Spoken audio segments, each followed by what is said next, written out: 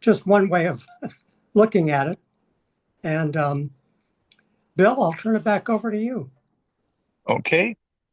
Just to let you all know, as we start out here, um, we are recording this live to YouTube.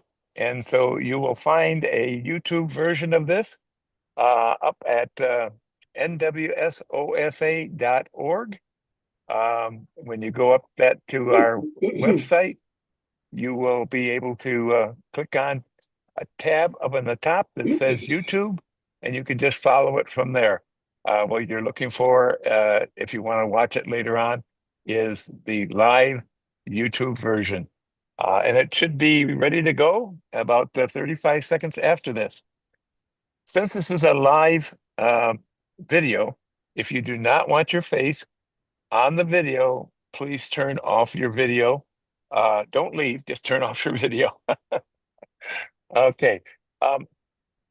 As Doug said, he just turned it back to me. I'm going to give you a little update on NWSOFA. Some of you may have heard this, but I always love to talk about what we do and how we do it.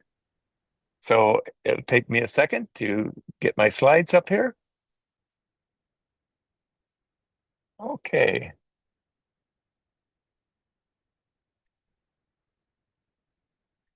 All right. If somebody can give me a shout out, Debbie, can you give me a shout out if you can see the NWSOFA logo? Debbie, Yeah. can you see? Yes, you can. Okay, that's great. Well, welcome everybody. This is NWSOFA. It is not NWSOFA. It is Northwest Suburbs Organizing for Action. We're located in the Northwest suburbs of Chicago, and we are an indivisible chapter. We're one of the 2,500 chapters across the country.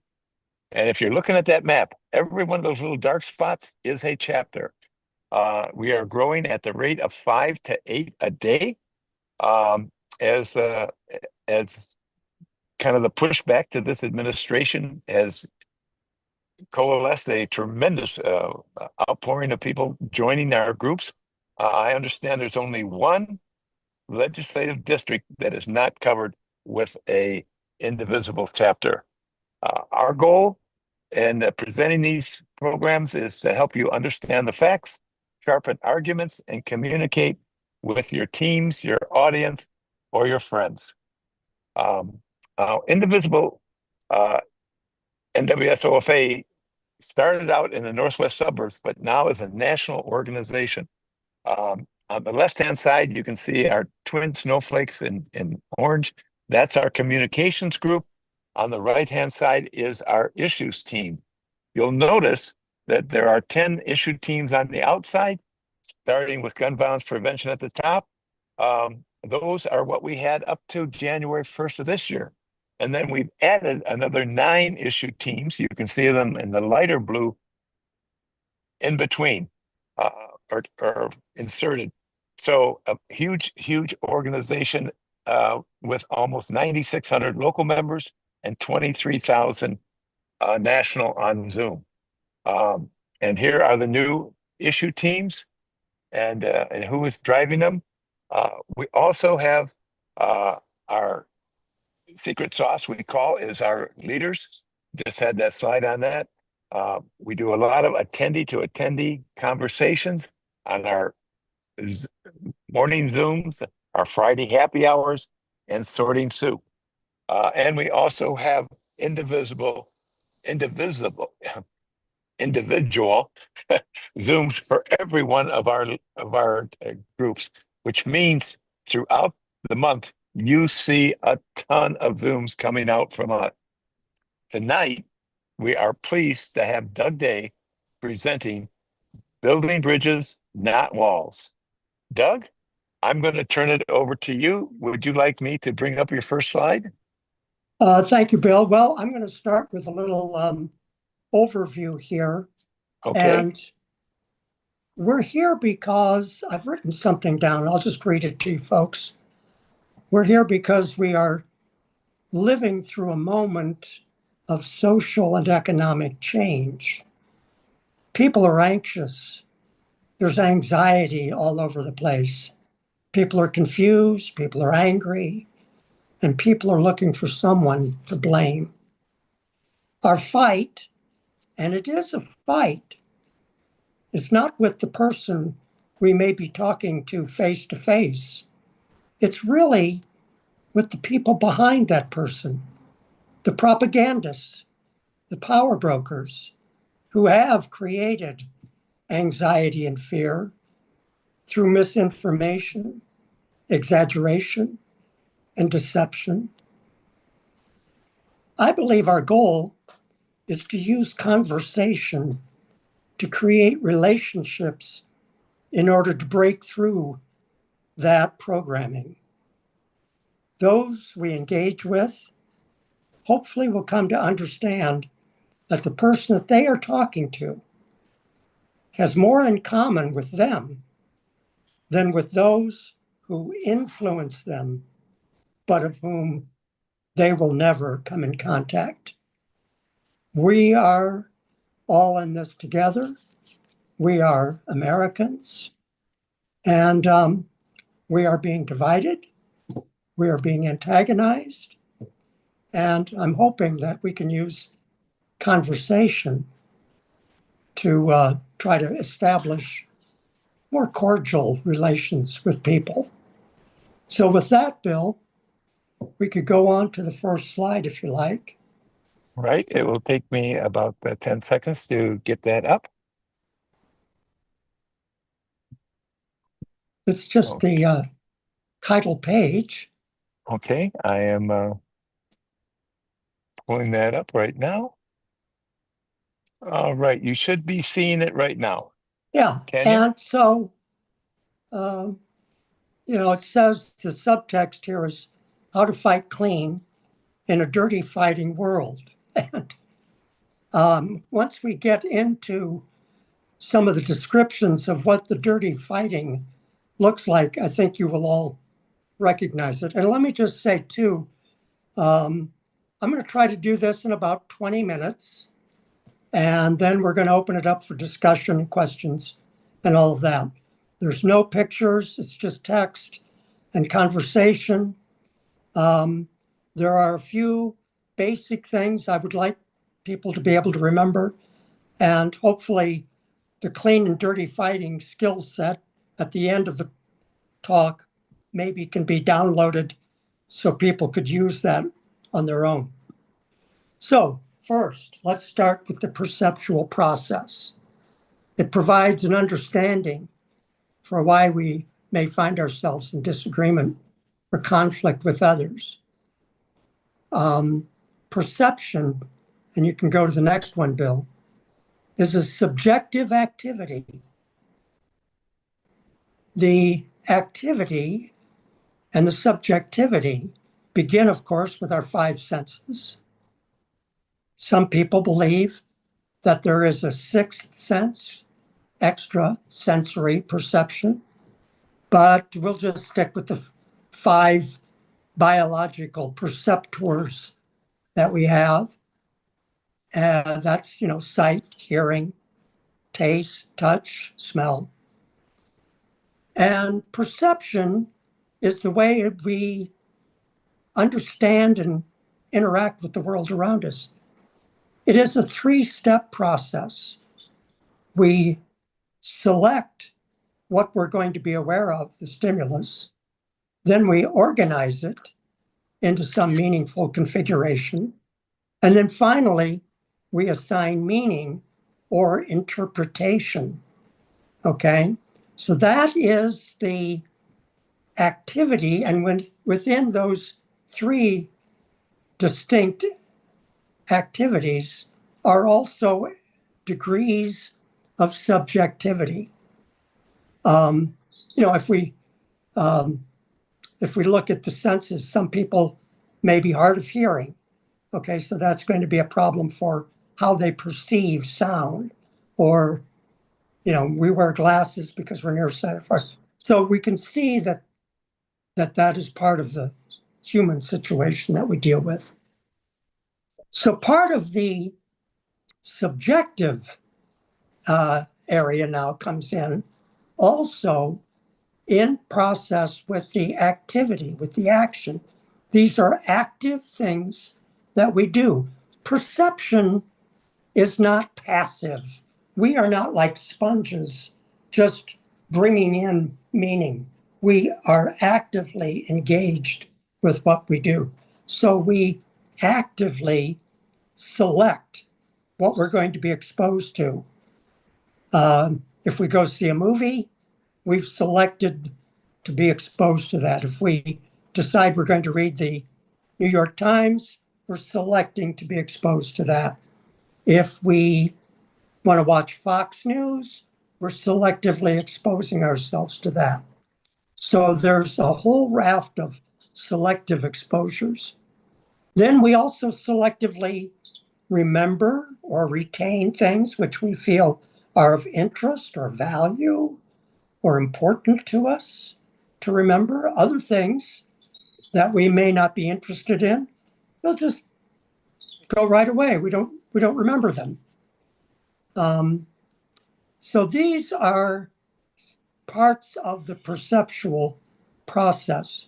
And then finally, we have this thing called perceptual constancy. That's a fancy way of saying, I guess, once your mind is made up about something, you're going to tend to always view it that way in the future. And I think this is something important to remember when we're in conversation with others. They're going to bring to that conversation a constant perception of their view of things, what they think is right or wrong or value. They may have a constant perception of you, of the person they're speaking with.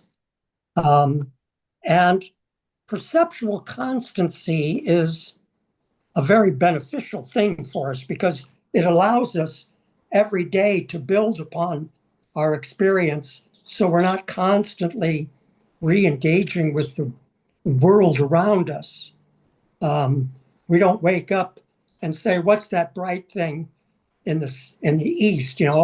We wake up and we look, oh, there's the sun. We know what it is.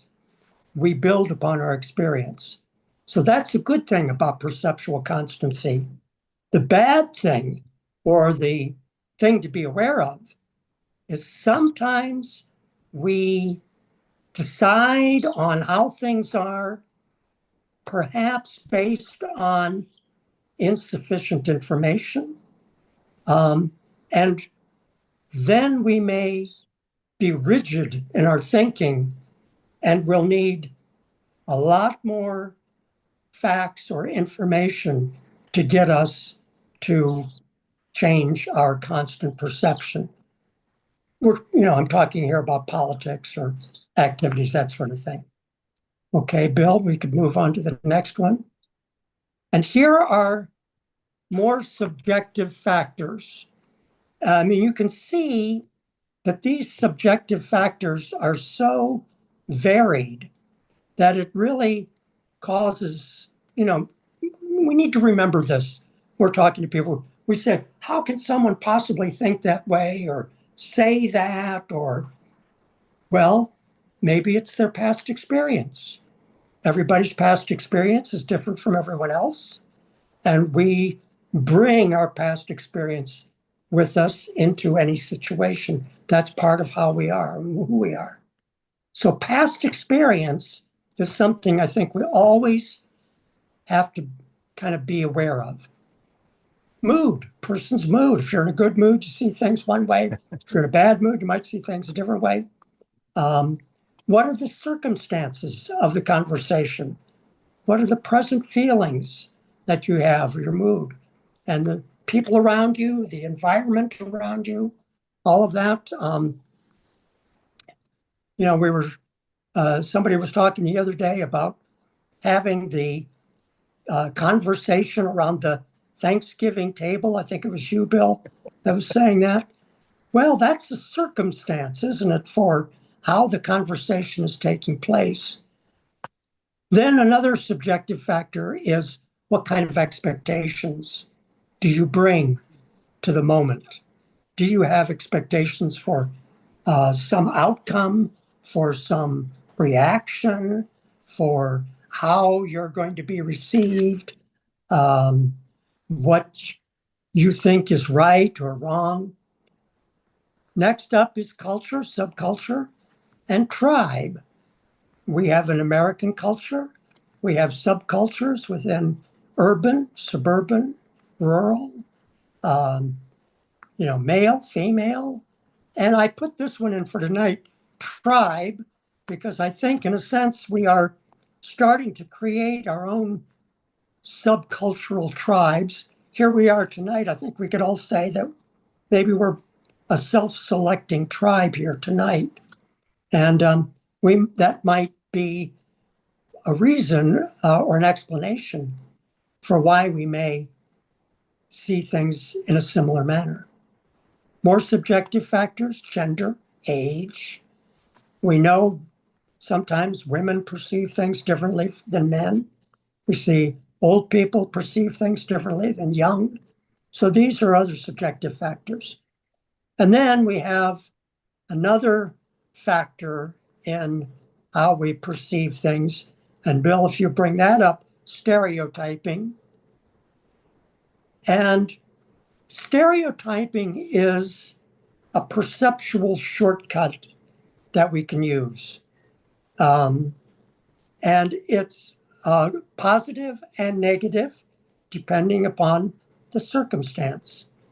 If we are stereotyping objects and we look at a rocking chair and we understand that that is something to sit on, or a bench, or an upside down 5-gallon plastic bucket, we can all see that those are stereotypes for things to sit on. And that's helpful. That's good. Where we get into problems, of course, is when we start to stereotype people based on appearance, race, gender, age, whatever it might be that we might use to stereotype. And stereotyping then takes the individual and places on them all sorts of extraneous properties or characteristics that they may not be accurate for that person. So that's another perceptual shortcut that we sometimes use and that we maybe want to be aware of when it comes specifically to people. Okay, Bill? So that's all by way of background to set up really why we're here. It's hard to be a clean fighter in a dirty fighting world. The clean fighter wants to resolve the conflict to the benefit of all concerned. It must always be remembered, it's the motive to help us maintain an even keel for our emotions. I know that people are sometimes uptight or anxious about disagreements or conflicts. And part of it may be fear of losing their temper. And so if we have this motive that we want to find out what the other person thinks and feels and see how we can't arrive at some benefit for everyone. In the specific realm of political discussion, the motive is to bring others to agreement with our point of view. So I'm coming here now into a very specific way of looking at the conversation. It's one thing if you're having a disagreement with your spouse or with the neighbor that your dog keeps running over into their yard, whatever it might be. That's one thing. How can we fix this? When it comes to political discussion, eventually, those values that inform that political discussion may not be so easily changed. Political discussions are a form of persuasion, or they can be, of course. And of course, the ultimate goal of persuasion is behavioral change. That's the ultimate goal of of any TV commercial you watch, they don't want you to nod your head in agreement and say, yeah, that's a great toothpaste, and then go buy something else. They want you to buy their toothpaste. Well, in politics and voting, we want you to vote for the people we think are right. Okay, Bill. So all of that said, now we're at characteristics of a clean fighter. And first of all, the clean fighter, folks, doesn't mean that you're a doormat to be abused or what have you. You are certainly within your rights to give full expression of your positive and negative feelings. If someone says something that you really have a problem with, you can express that, but make I statements rather than you statements. Talk about how you feel, how you think, what you value, what you think is right, what you would like to see for behavior or politics. Next, define what the fight is about and limit it to that area. Oftentimes, people bring in extraneous areas. They go all over the place. If you can separate all that out and focus on specific part of the conversation, it becomes something that is manageable that way. You may identify areas of agreement. And here I'm speaking specifically about values, I think. I remember years ago speaking with someone who was a MAGA Trump supporter. And, they were talking about the children in cages. And, I said, well, for Christians, I don't think that's a very Christian thing to do. And, my values don't accept separating families and that sort of thing. And through that, this man and myself were able to find some areas of agreement that we thought, we could fix. Provide a fair and full hearing. Listen to the person. Let the person speak. You'll be surprised maybe at what you learn. Then you can replay or paraphrase what they've said to ensure that you've understood what they've said and what their meaning is, what they're trying to get across. And hopefully the other person could do that as well for you.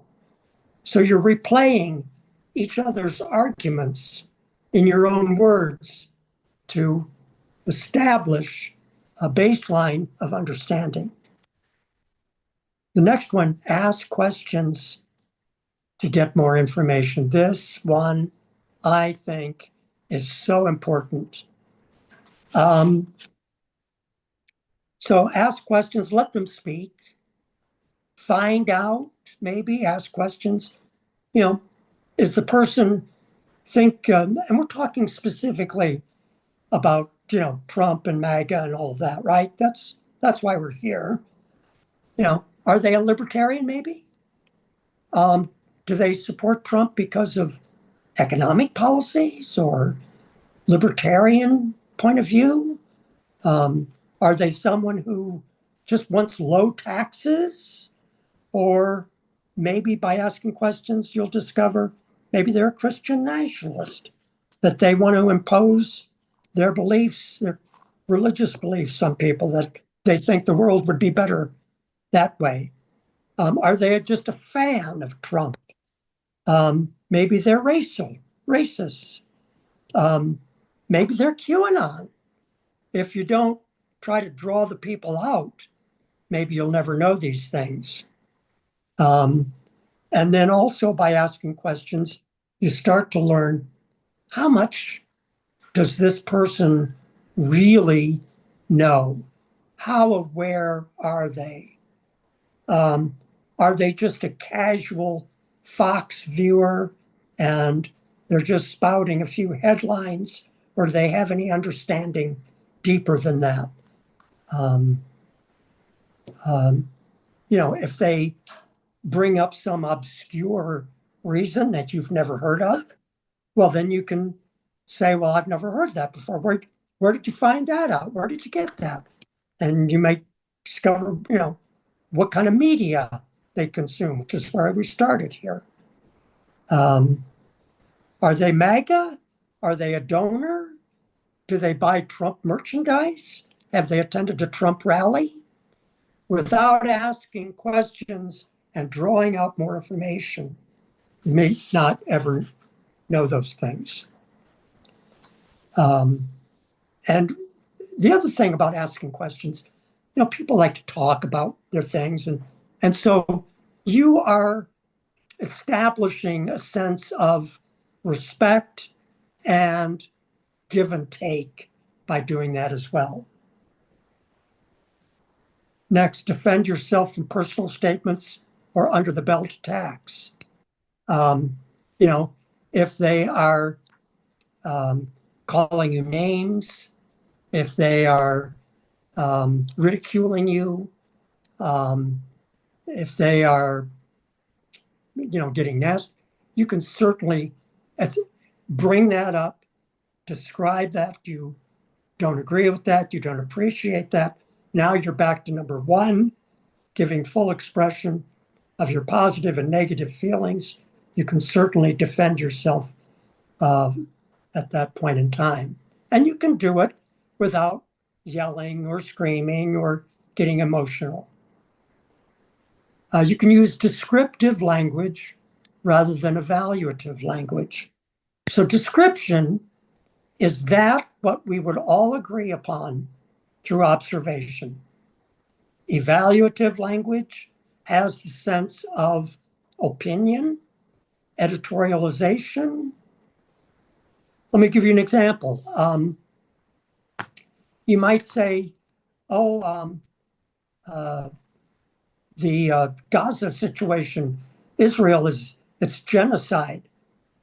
And the person you're talking to might say, oh, it's not genocide. Well, could the conclusion of genocide be seen as an evaluation of A, B, C, D, and E? So what might be said? Well, the situation is people are starving, children are starving, thousands of people have been killed, they're bombed, they have no food, no water, nor shelter. And those descriptions cannot be dismissed because we've all seen it. So that's a little example of description versus evaluative language. And then finally, consider the merit of the other person's opinions before accepting or rejecting. And if after consideration you disagree, you'll be able to state clearly what your opinions are and perhaps better why you may disagree. So these are some clean fighting techniques which keeps the conversation open, keeps it going, and I think can be helpful for establishing relationship. The thing about talking about politics or values, that sort of thing, generally speaking, I would say no one's going to change anybody's mind as a result of one conversation. It's going to be over time and through relationship. Okay, Bill, have you got the dirty fighting now? So I'm sure you've all experienced this, attacking something or someone that the other holds dear. Okay.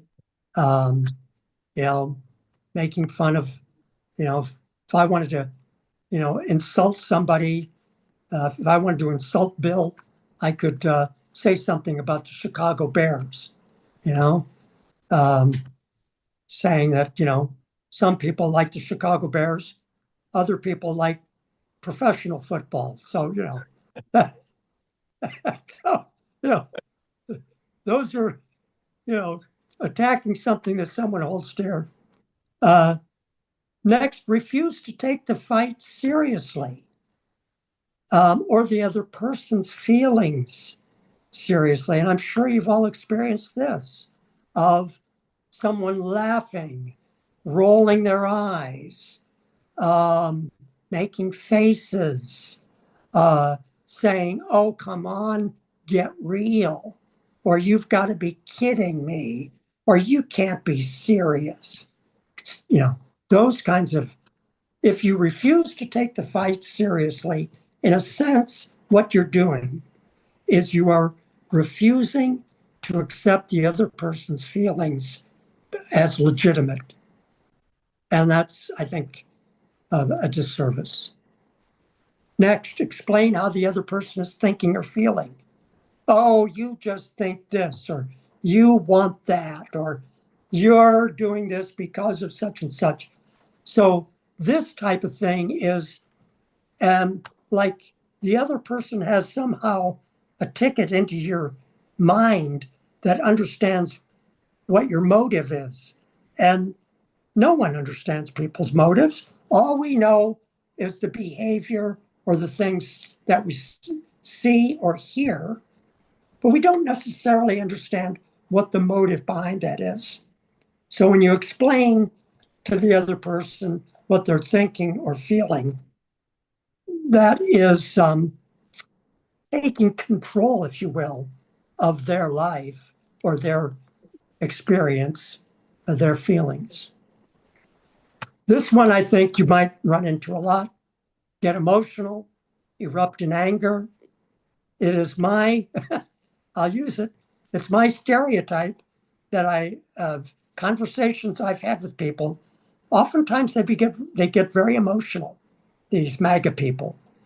Um, they get defensive, they get angry, they feel like they're being threatened, um, attacked.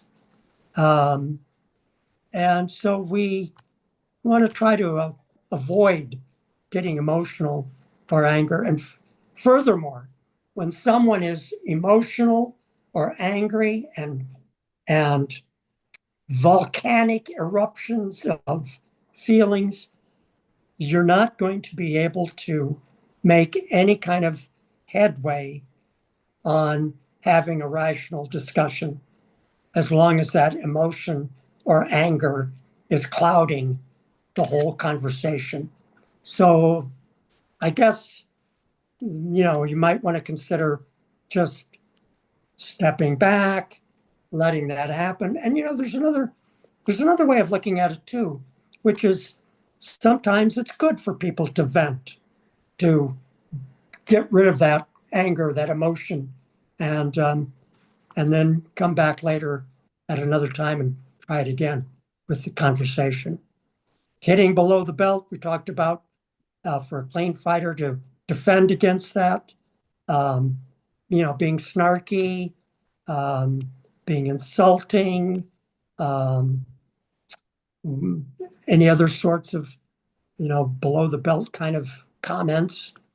The dirty fighter oftentimes will walk out, they'll become silent, they'll pout. I think we've all seen that. And eventually bring in unrelated issues to pyramid the attack, to bring in more, to change the subject, and whataboutism. And the other day I was watching this guy, James Comer, at the Representative Comer. The guy, to me, is just a joke. Uh, he is such a dirty fighter. He's always about, bringing in unrelated issues. He interrupts people. He changes the subject, and he does a lot of whataboutisms. Um, so I think we all know what whataboutism is.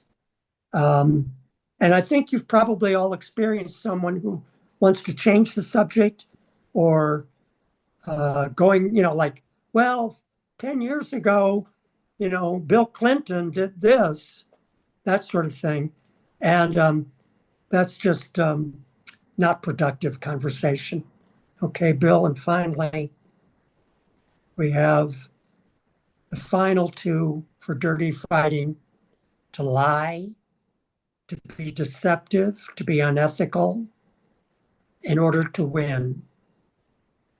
And we, I think, experience this a lot in the media, where they're trying to convince their followers of something. And I think people in conversation, and I've experienced it actually in conversation, where I know that, they're just making stuff up. And then finally becoming defensive when you ask them about something or bring up a different point of view or what have you, that gets to be problematic for them and they become defensive. So the clean and dirty fighting list here that I've given you, I think are some guides to help you converse productively with others, and particularly of different political persuasion. And I was listening to a podcast just yesterday called That Trippy Show. This was the September the 5th program. And in that, they were talking about the importance of talking to people in this podcast. And I think maybe you've heard it as well as I have, that people are starting to say, we don't have the courts, we don't have the Congress, we don't have the White House. What we have the people. And what we're kind of in a position right now, I think, the cavalry ain't coming. It's on us, and we have to build a mass movement. And to me, that is the reason why we need to have good, clean conversational skills so that we can start to look at every interaction we have with someone as a potential person that we can bring over to our side. And that's what I got there, Bill. That is excellent. I know there were several questions, not a lot. Debbie, can you give us a sense of how many questions you have and ask Doug questions that you can consolidate? We do have three, Bill and Doug, and I don't know if Doug would rather take hand raises or if I should just read the three questions I have first. However people want to do it. I'm open to whatever you want to do. Okay. Debbie, let's do the questions that you have, and then we'll ask people to raise their hand. Okay. Because I have some questions to ask too. Well, there we go. Okay, Ed Thompson has a question. How to deal with anyone who does not share what I view as the facts, i.e. or e.g. COVID vaccines work versus they don't? Okay, now this is, I think all you can do is, what you're dealing with here is you're dealing with someone who has been probably propagandized by a particular point of view for a particular reason by particular forces who have some reason to do this, but they've been propagandized. And I think all you can do is talk about what you want, what's right for you, and explain why you do what you do or what have you. That's maybe someone else has another idea on that. I'm certainly open to hearing anything else, but to try to convince someone on the spot, if you've got facts of how many people died, I think it was over 1 million people died of COVID. We know more of it is coming our way again. But some people are just, they've got their minds made up on this. Okay. And I am so glad, Doug, that you know the answer to how many passed because of COVID, because somebody else in the position they are in does not. So, so you could fill that. I'm just saying. Thank you. Ken Olson has a question. Do you see today's assassination as having the potential to lead to better rational communication, or is it more likely to divide us further? I think it's probably going to divide us further. I saw a few headlines tonight already where Nancy Mace is saying it was Democrats who shot him, and somebody else made a statement about this is the left. So I think it's just going to continue to divide us. Okay. And on that note, I see that they want to blame the left, but when it happens to somebody on the left, like it did more recently in, I believe, Minnesota, they don't even say a word. Right, That's sad. right. Or it's mental illness. Gosh, yes. Okay, last question that I have that I found in the chat, unless somebody has posted further after 7:37 p.m., is from Ellie Valentine. And her question is, can you acknowledge the hurt or anger? Say, I understand that you are hurt, angry, hurt, but could I try to tell you why I disagree? Yeah, yeah, absolutely. I mean, the I acknowledge that you might be angry or hurt. That is paraphrasing what they've said. You're playing it back to them.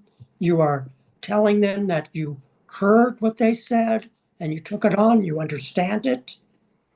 And if you ask a question, can I tell you why I disagree? Yeah, fine. Or you can just say, but for me, this is the way I feel. Yes.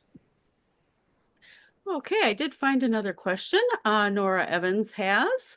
Why should I start the conversation over after I have been personally attacked, i.e., my IQ must be 50, I'm a baby killer.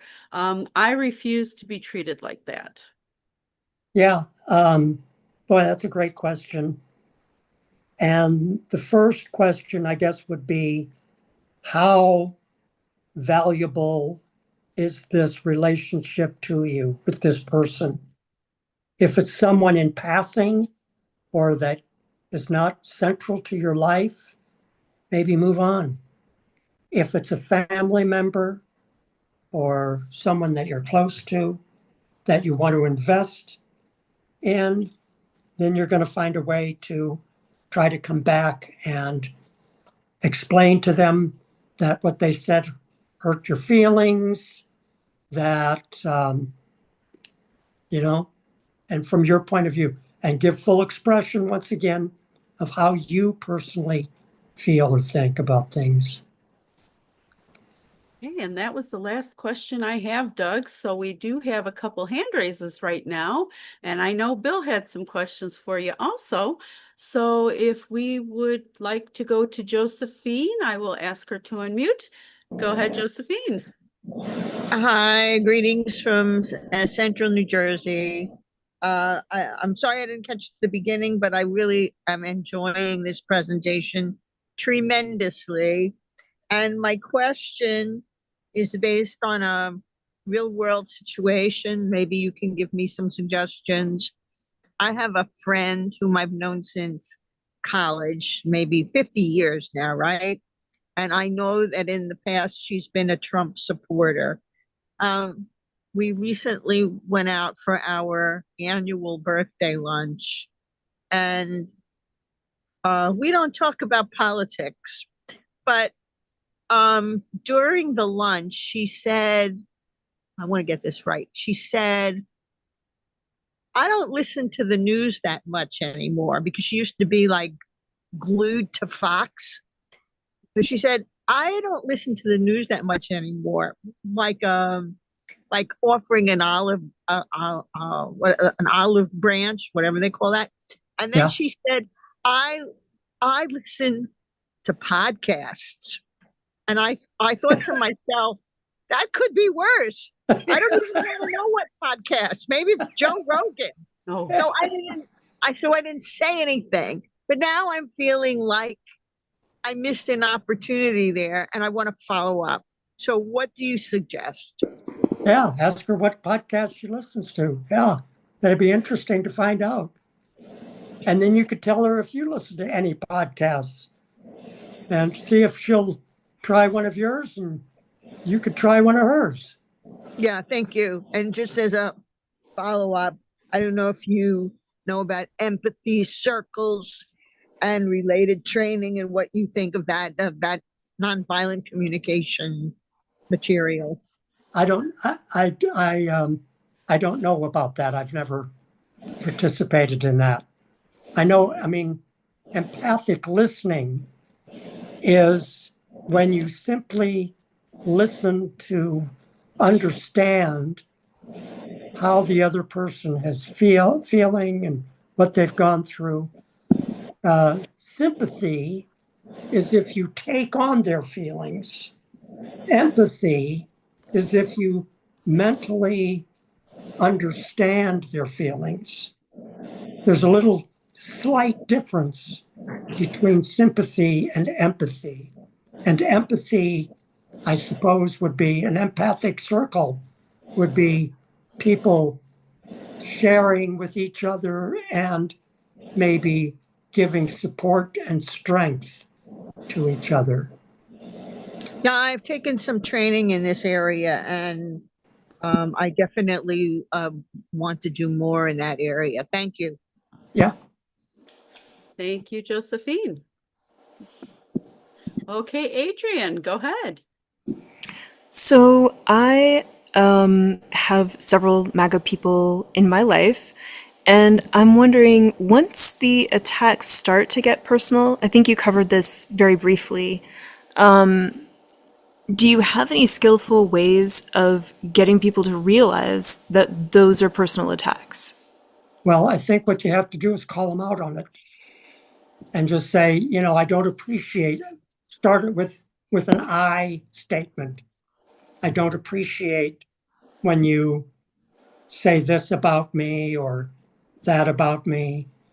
Um, um, I think that would be the first place to begin. And again, you see, if you're just describing your feelings, people should not get threatened by you expressing how you feel. It's legitimate. Your feelings are legitimate. You're not pointing their finger. You're not accusing them of something.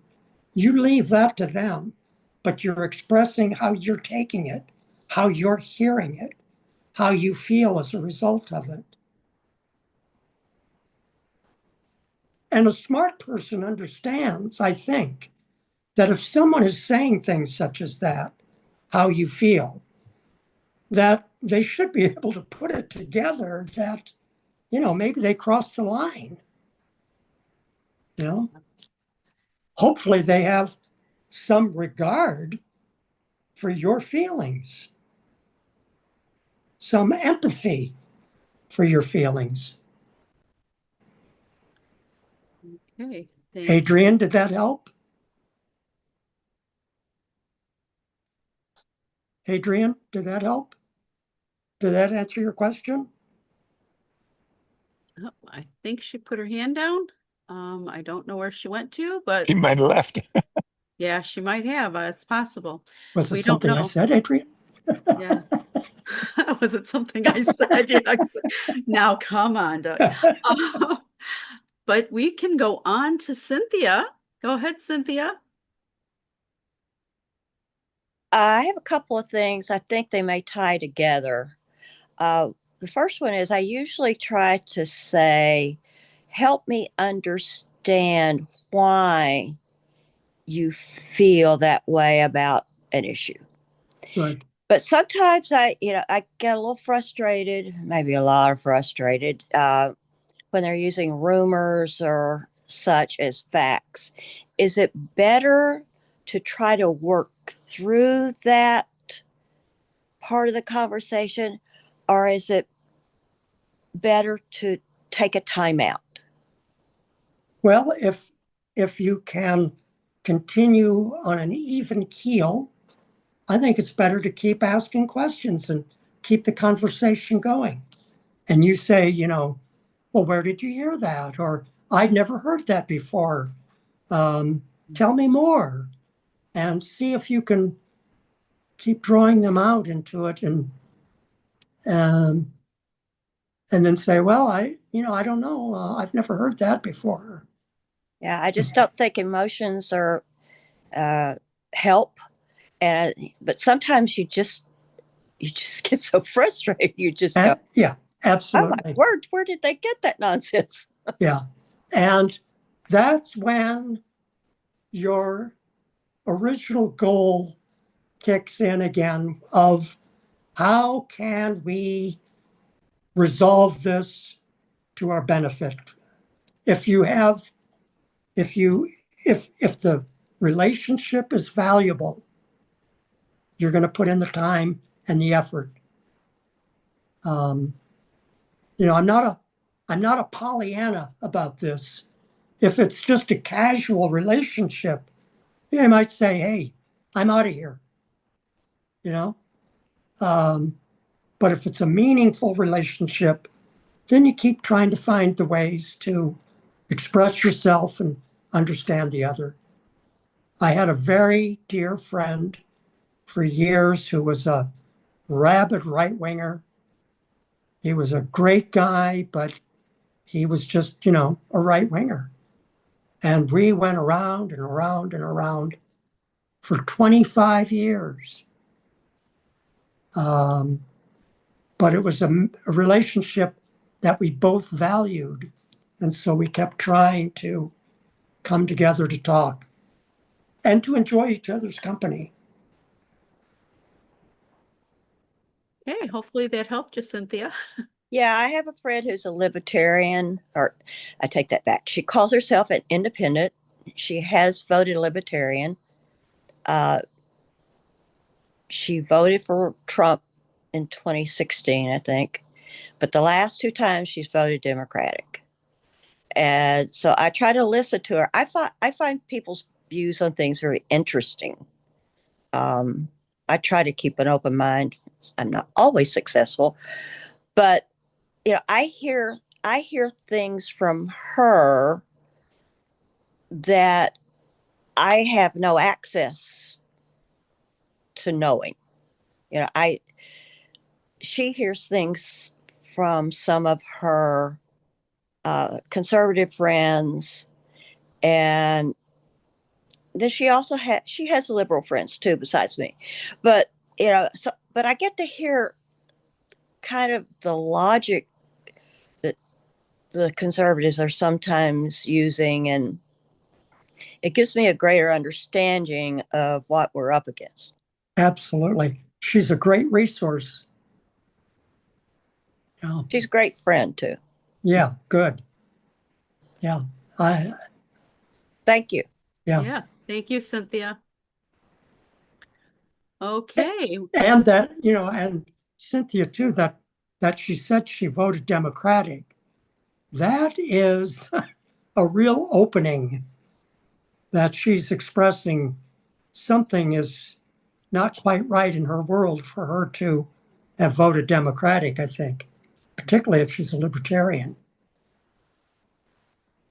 Okay, we have Teresa next. Teresa, if you Cynthia, could. there's a great book titled Democracy in Chains. Democracy in Chains, which is a real insightful history into libertarian thinking. And the absolute bedrock of libertarian thinking is economics. Hey, Okay. Teresa is up next. Go ahead, Teresa. Thank you. I wasn't here the whole time, so forgive me if you've gone through this, but how do you actually, what strategies could a person use to kind of get over the anger and the frustration? Because I get really frustrated with illogical arguments and attacks. I get frustrated with when you present facts that are very obvious, like they're not difficult to see, but people refuse to actually acknowledge what's true. So I have a really hard time with that. I always try to respond. Most of my interactions are actually online because I try to dispel lies, things that I really feel strongly about. But yeah, it's just difficult. Sometimes it just seems like it's better to give up. But mainly I'm trying to figure out how for myself to get over negative feelings from resistance that I think is illogical, if that makes sense.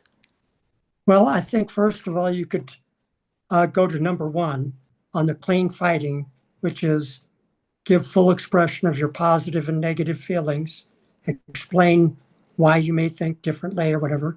And then I think also ask questions to try to draw out more information from the person to see where they're coming from, where they get their information, how they came to believe this. I think that's important as well.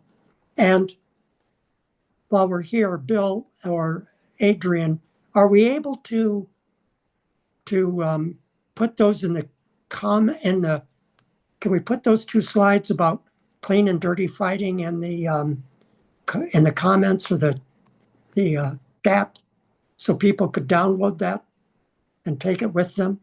Yes. I'll have to go get a screen capture, but it'll take me a few minutes. But go ahead, you're getting questions, so doing Thanks, Bill. great. Thanks. I noted in the comments that I will also be posting this on Discord. Okay. Hey. But those clean and dirty fighting techniques really is the basis for this talk this evening.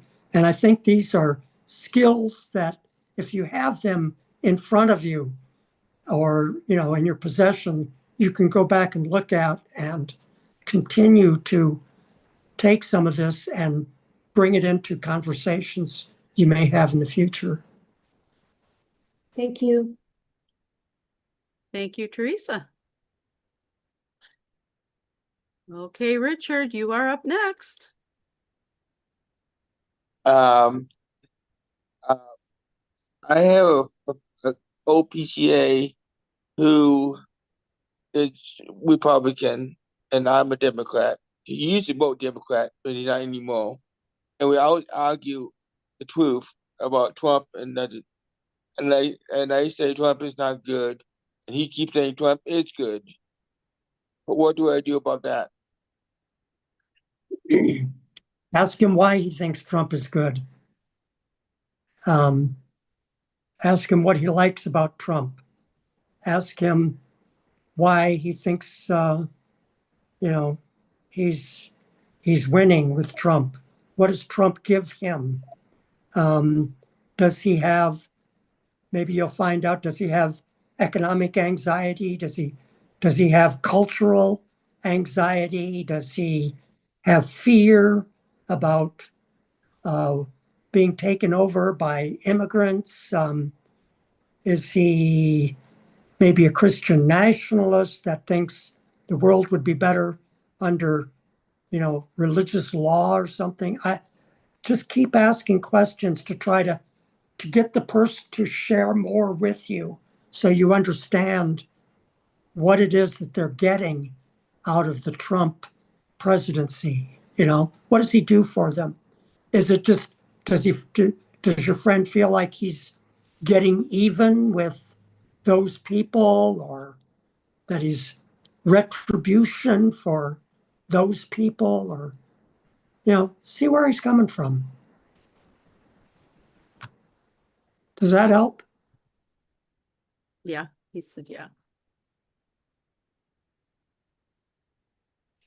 Okay. Those three slides, one on clean fighting, two on dirty fighting, have now been posted in the chat.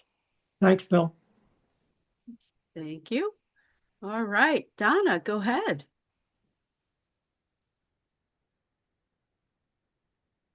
Oh, see if you can unmute. We'll try again. Don't worry. Is there anything coming across your screen at all that's asking you to unmute?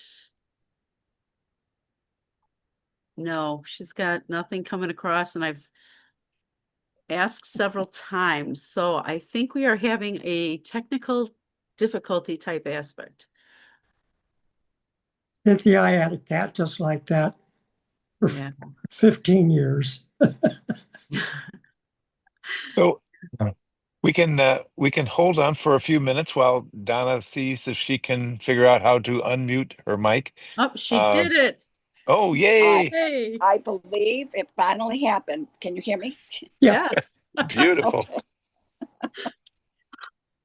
You know, another thing, if the person that you're having a conversation with is somebody that you do care about, I have found in the past that over some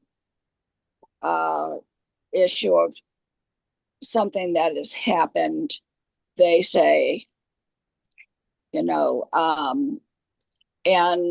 it's not what I feel is the truth, I will suggest to them, why don't you check some sources that try to tell you what's real in this, what is the truth, such as something like Snopes, or there's a lot of them. I didn't realize how many there are. And allow them to see another source other than your opinion, what would appear to be your opinion. And I have found that has been very helpful. It doesn't fall like a burn, and doesn't stop discussion. And in ways it says, I believe you are a smart person, intelligent person, and you can read for yourself. And then if they have some questions, we can, talk about that. And I have felt much better about that than trying to come up with the right words to say the same thing. And you can always say to your friend, it's okay to disagree.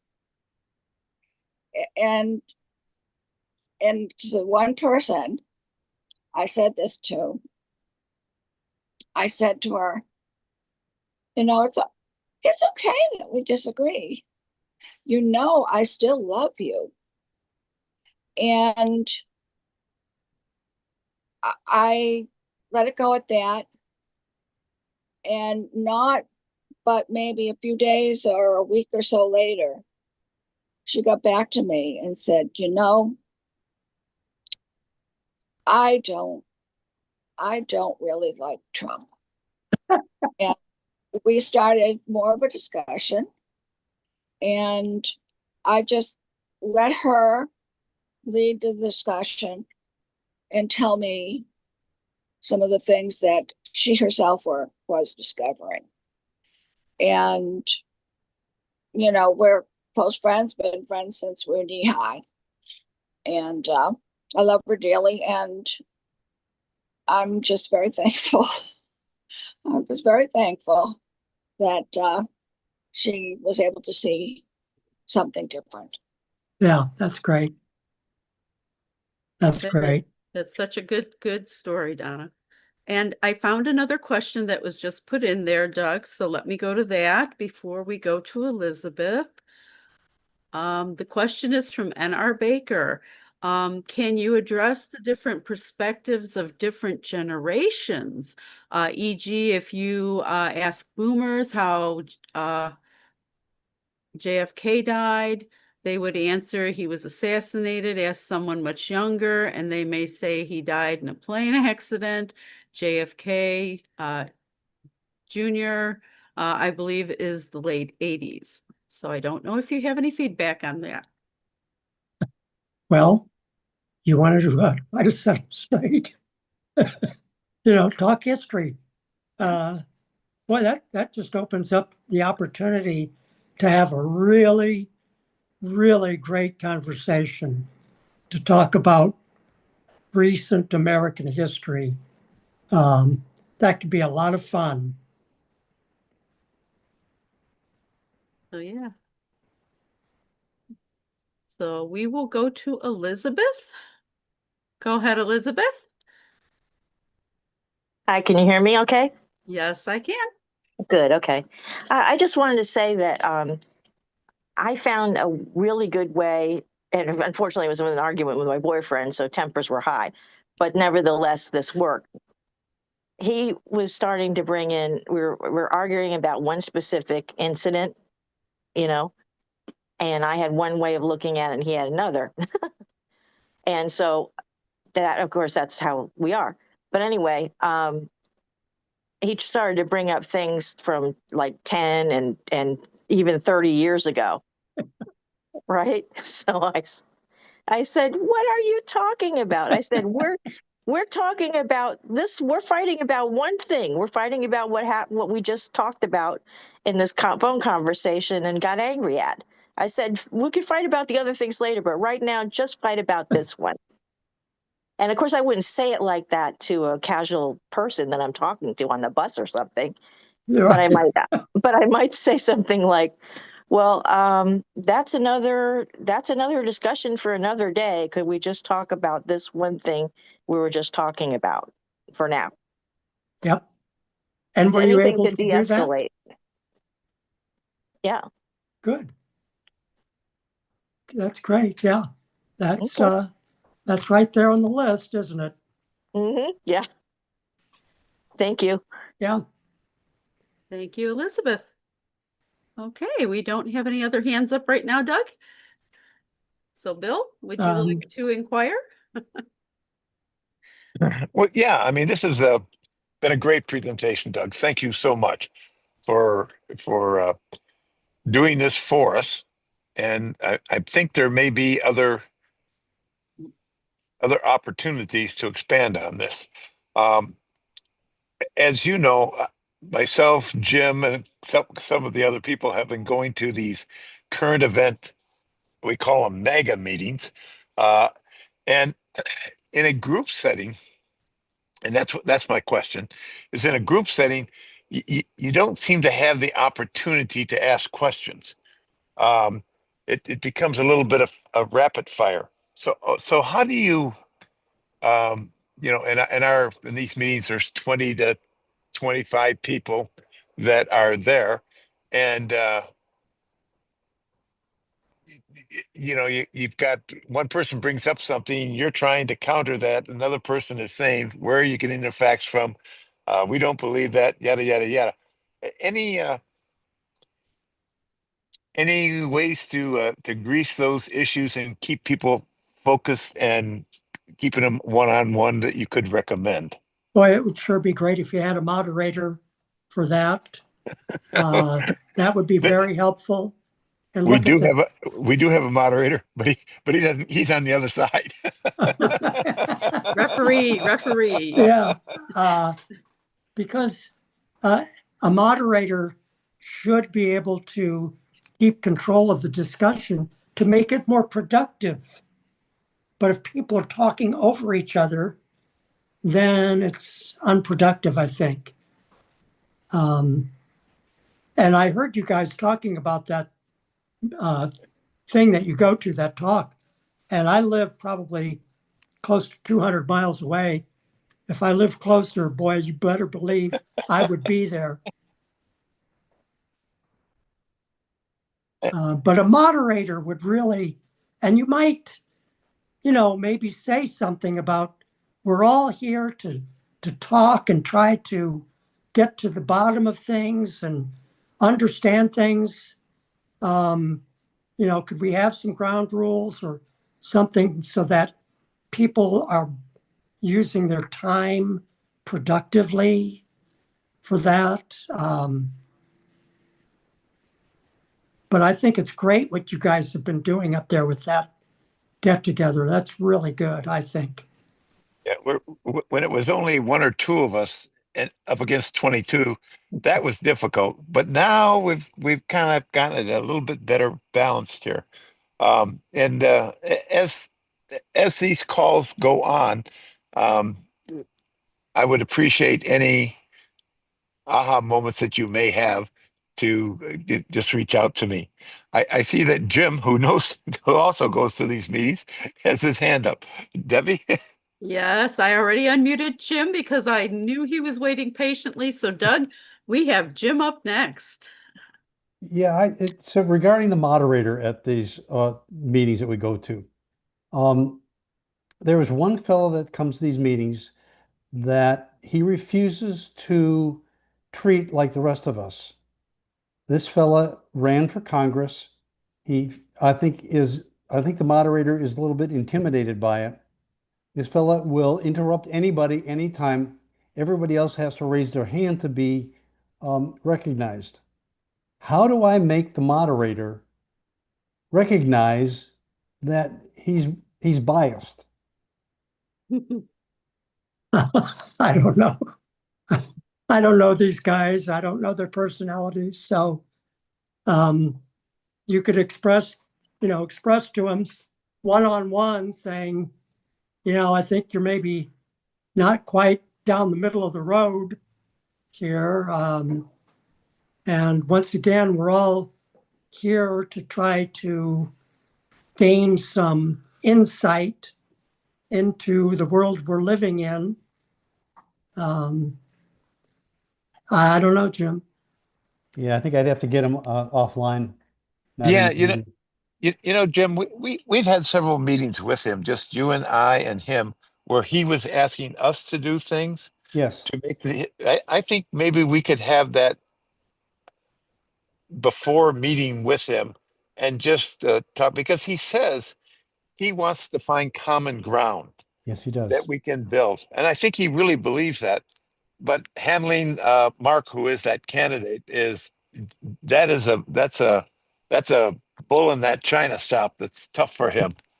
He's being disruptive, you're saying. Absolutely. The guy who interrupts and he starts talking and he doesn't stop. Yeah. Ooh. And do you think he is losing credibility with even people on his side? No. Do you think they get tired of him? Well, Bill, I see, and I think he's building credibility because he passes his petition signature around. He's running for Congress again, and they all sign it. Yeah. So I don't think he's lost any credibility with them. Yeah. Oh, what I can say is you guys need a moderate moderator. Yeah, you do. And maybe a revolving moderator. 1 week or one session it's one guy, and another session it's another guy. Ooh, There you very go. good. Yeah. Good Okay, idea. we have a couple more hands up. Christina has some inquiry or feedback. Go ahead, Christina. Okay, now you can. All right, so I was just thinking with situations where you might have somebody who's dominating, that person might not be aware of that, and the moderator might not know what to do with that. It might not know how to handle that situation. So there are a lot of conversations I imagine one could have behind the scenes. It's hard. I mean, it's really hard. And there are a lot of things that can factor into stuff like that. But this has been a really great presentation. I very much appreciate the all of the tips on fighting clean and fighting dirty, and how to have a productive civil conversation with people with different ideas from and opinions than our own. So thank you very much for all of that. Well, good. I'm glad you got something out of it.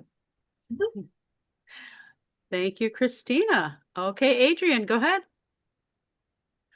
Hey, Jim and Bill, I was just wondering, I also made a suggestion in the comments that maybe you could offer another moderator. And so that's kind of in line with getting, revolving moderators. But the other thing is, and believe it or not, this has worked really well with our family and having 3 kids, is to use something like a talking stick or a scroll or a constitution, just something that you pass from hand to hand to signal that you're done talking and that it is the other person's official turn to go. Yeah, that's great. And that's it. Do we think he would go for that, Bill and Jim? It's a thought, Adrian. Thank you. I think the three-way meeting that Bill suggested is a good idea, because I think he would be amenable to that. It is very much so. And we have Bruce Harris up next. Go ahead, Bruce. Can you hear me? I can. Because I'm out walking the dog. But I have been listening since the beginning, when I wasn't walking the dog. I participate in the coffee and conversation, and people there have heard that I did belong to a discussion group in my neighborhood at the clubhouse. And unfortunately, I was the only liberal there, and everyone else was right wing who spoke up. And I'd say there were about, half a dozen to 10 people who would speak. And a lot of the topics were not political, no issue there. And then when we got on anything Trump, I'd make an argument or would start off, the leader raises the issue. And either the right-wing people started the conversation or I did. And nobody got anywhere. I mean, we were civil to each other, but, and here I'm a retired lawyer. I felt bad that I couldn't convince anyone about anything. And the last 2 meetings I went to, unfortunately, it got personal against me. And as a result, I decided I'm not going anymore. And I like the people. I mean, one of them lives in the next building to me and we talk to each other. But at this one of these meetings, she's talking to me in response to what I had to say, like she was scolding a school child. And it went on. And my reaction was, I think I better not respond. And I didn't. Yeah. So I did my best with trying to communicate with, the MAGAs, but I wasn't getting anywhere. Is it worth the effort? Yeah. And sometimes you just got to move on. I did. I'm now in a discussion group where we're all like-minded. And it's much better. I mean, I still talk quite a bit. It's in person. 3 people are from my neighborhood, but the rest are from adjoining communities. And, we have good discussions. And I don't have to go through what I did with the other group. Yeah. And I told the leader, because I like the leader of the other group, I told her, I said, this is why I'm leaving. I like all of you, but, it was getting personal. And it was all directed at me because I was the only one. Yeah, that's too bad.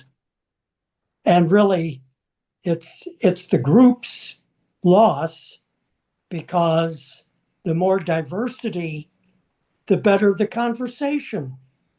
Yes, and they would like more diversity.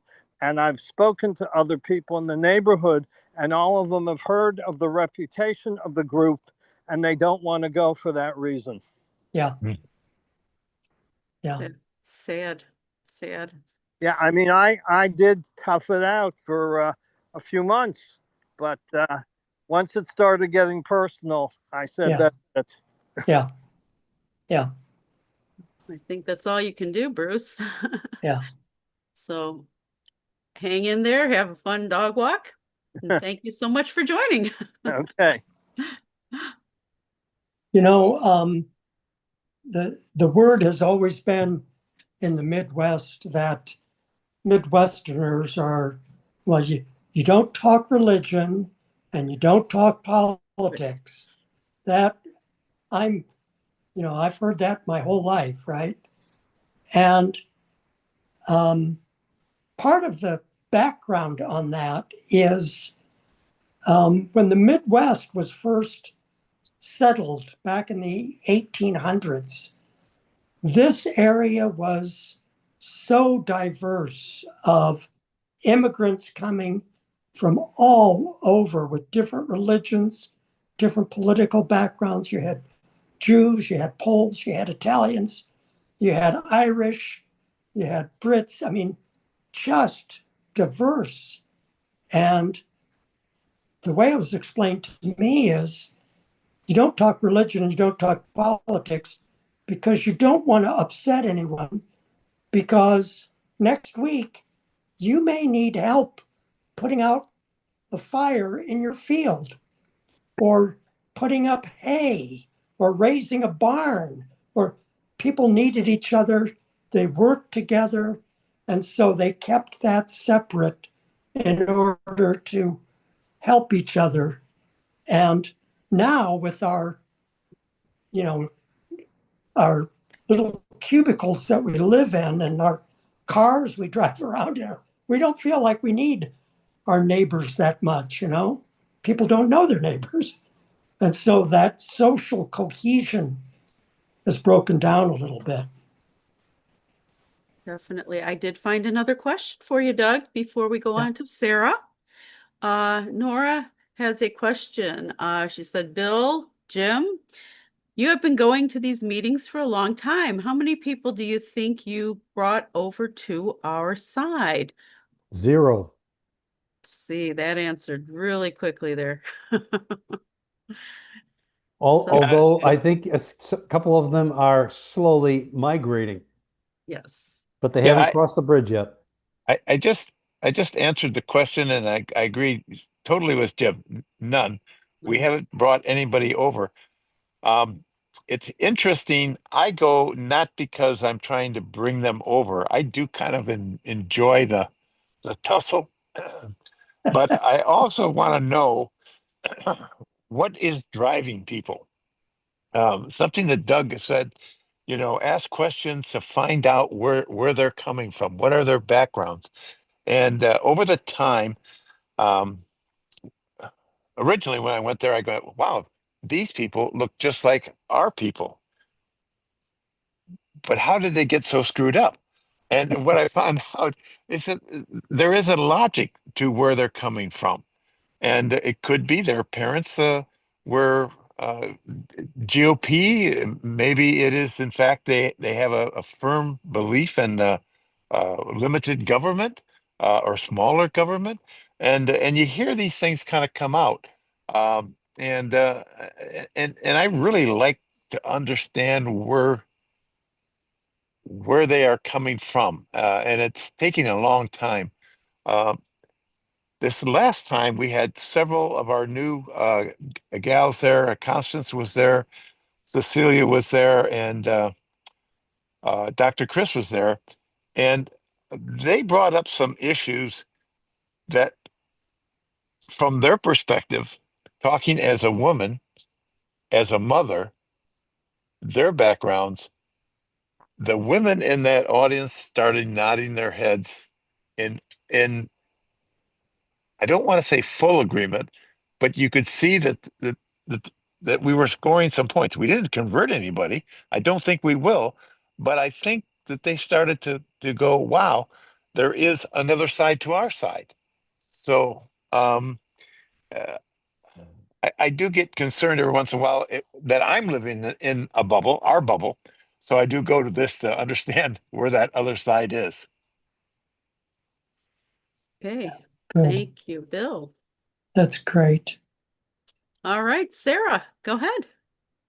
I think you could influence people indirectly. I'm sure they go home and they tell somebody else in their family, oh, they got these libs in this meeting, and it'll impact somebody in their family, a child, or I work for a sector of the government, and they're pretty skilled at not calling people out and not making anyone feel awkward. So what you could do is you could call for like an annual review of the meeting rules, and then bring a new person and kind of use that as an excuse. Hey, we're going to do this annual review of these meeting rules, and we've got so and so here, and so everybody will know.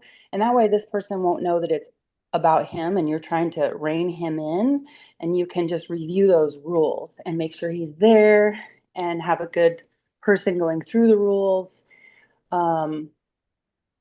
And then after that, if you've still got an issue, well, you've still got an issue, but at least you kind of set the ground rules again and kind of taking a little bit of control, and everybody will probably know who you're talking about, but nobody will be pointing fingers. You won't cause any angst. Thank you. Thank you, Sarah. Or at least we hope we would not, but you can never tell. Can never tell. So yeah. All right. Josephine, go ahead. Thank you. Yeah, I was thinking about what Bruce was saying about his experience with that group, and maybe they really were what I call too far down the rabbit hole. But if they're not, or maybe it's a mixed group, but one of the books I really like on creating change is a book called Shift.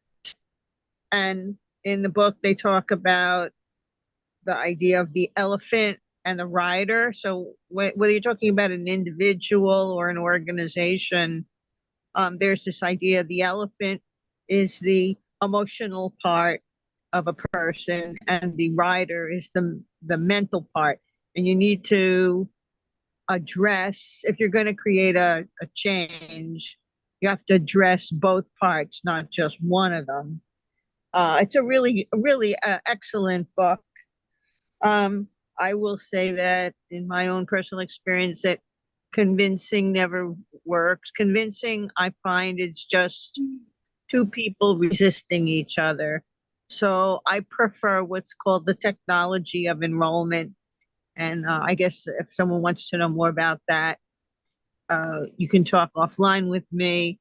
But one of the things I learned when I learned this technology was that either we're enrolling someone or we're being enrolled. So there's really no a neutral thing.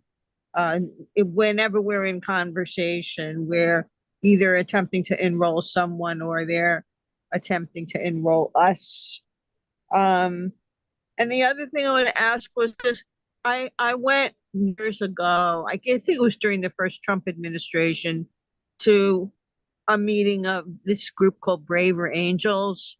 And I have to say that I couldn't really tolerate it very well, but maybe there are people in this group who have had a good experience that they were able to.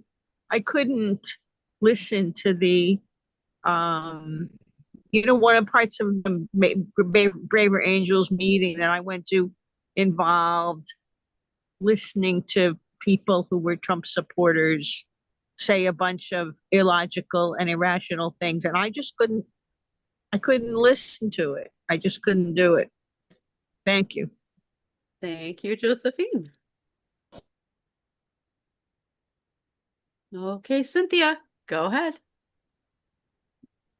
I think when I talk to somebody who has differing opinion to me, particularly in recent years, the goal is just to get them to think rather than just continue to blissfully only know what they've been told, whether it's factual or myth or rumor or whatever. But just getting them some ideas to think about, alternatives to what they already have. And I think that that's a big step, is getting people to think. It is. Okay. Thank you, Cynthia. Thank you so much. I think And that's very, very true, Cynthia. yeah. Um, I've noticed a lot of MAGA people are very emotionally oriented, not really rational. It's just pure emotionalism. That is true. Okay, Bob, go ahead. Hi, I appreciate it. I agree with trying to share ideas and talk through different points of view. One of the difficulties I have, I'm a performer, and one of the things we were trained as a professional is that we needed an elevator speech. We needed to be able to describe ourselves in that little bit of time we might have at a conference riding the elevator with a presenter or a theater person who might hire us.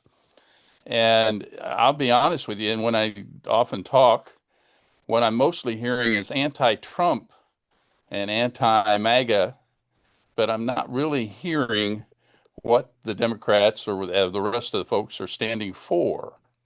And I don't know that that's been defined well, and or the leaders who might be able to point to and say, well, they're the ones that would do this, this, and this. So I'm still searching for that myself. So I don't know if anybody can recommend that to me, but I think we need strong arguments for something, not just against. Well, I completely agree with you. And, that's kind of what the current debate in the Democratic Party is right now is, what's going to be the message? And there's still a lot of talk about it. So I think you're absolutely right on with that.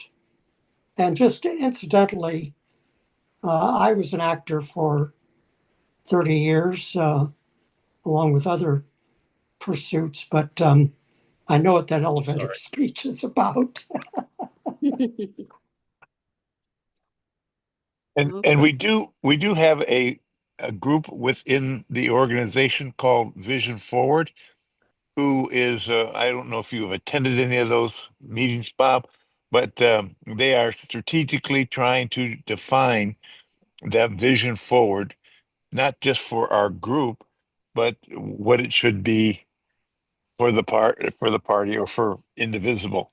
And they've they're about 4 meetings in to probably a 6 meeting conclusion.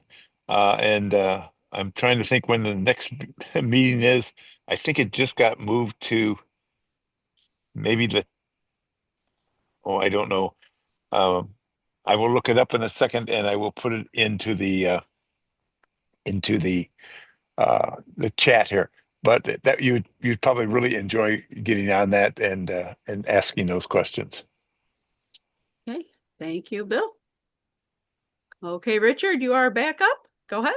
I just let you know I gotta go to bed and say goodnight to you guys because I gotta go. Okay. Thank you, sir. You. Okay, Jim, go ahead.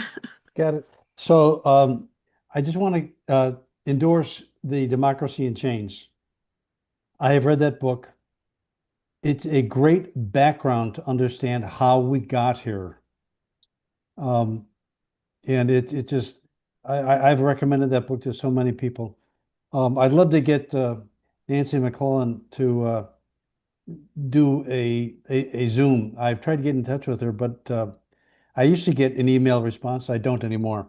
But the other thing I wanted to mention was at our last meeting, one of the fellows there he's a Republican running for a Cook County commissioner position. He said, we have to be concerned about what we're doing now because it's setting precedent. And he said, that precedent, when Democrats take over, they can use that precedent against us. So he is, is he converting? I don't think so. but he's putting some intelligence into the discussion. And I really appreciate, I said, Daniel, thank you for saying that. Debbie, Yes, sir. who was the fellow that just spoke? Who's the actor? Bob Bob? Ford, I believe. Let me look and see if he's still on. Yes, it was Bob Ford. I'm almost 100% certain. Bob Ford, yes. Yes. And Bob, I don't know where you live, but have you ever read the play Rhinoceros by Eugene Ionesco? Bob, if you wouldn't mind putting your hand up, we can have you talk. It's a very timely play that even if a full production weren't done, if you had friends where you could put on a reading of it, it's really timely. It's about fascism. Okay, I'll Bob. check it out. I'm located here in Cedarville, Ohio. I'm Oh a yeah, that's a traveling. pretty little town. I use my music to teach history, and so my great frustration right now is what history are we teaching? And so I'm trying to fight back with music.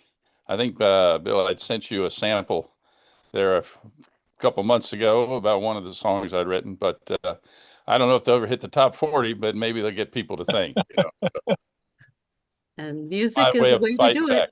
Yeah, music is a way of doing it, you know, especially with all the arts and everything being taken away. So that's great.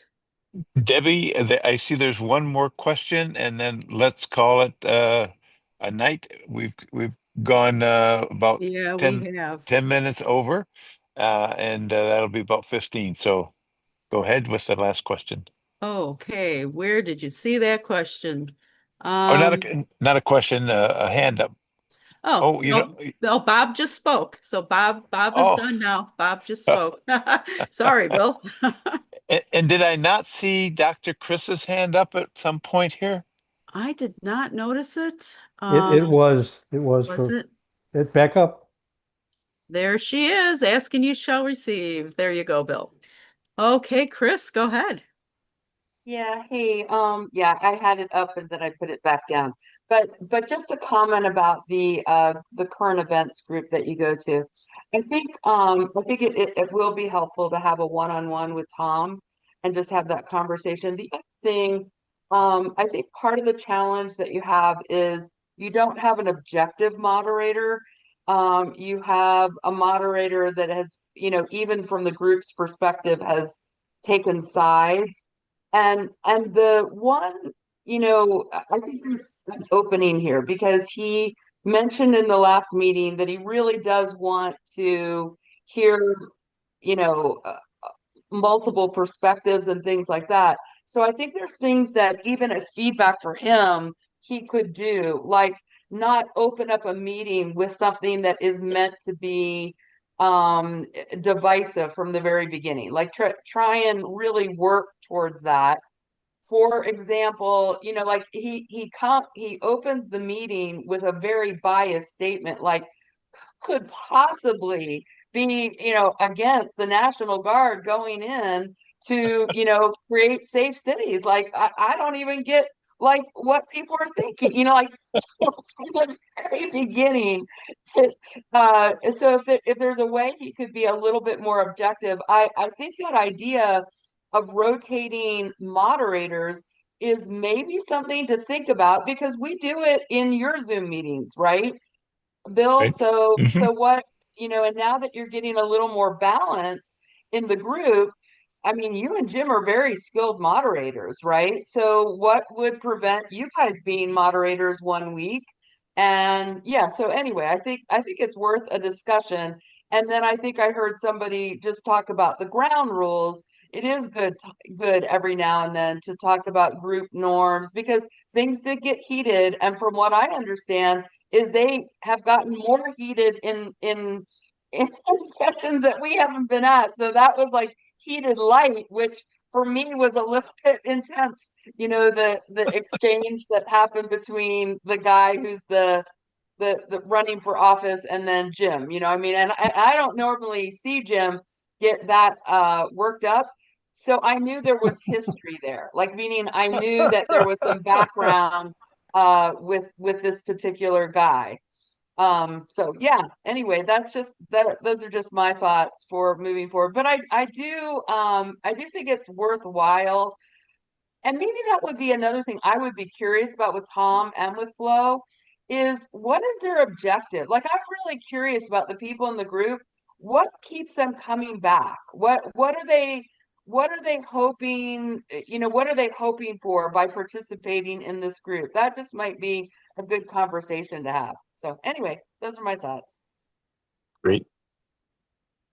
Thank you, Chris. And we will go to Christina as our last person with the hand up because we are running a little bit over. Oh, I know you're running late, and I was about to hop off, but I was just going to say, anybody wants to hear about National Guard occupying cities? I am living in the occupied Washington, D.C. The president does control our guard. He has the legal right to bring the guard in, but he declared an emergency that did not exist. And I could talk more about this with anybody who's interested. So Thank I'll you. leave it at that. Right. So it is time to close the meeting. I had thoroughly enjoyed this conversation. Doug, thank you for all the effort that you put into this and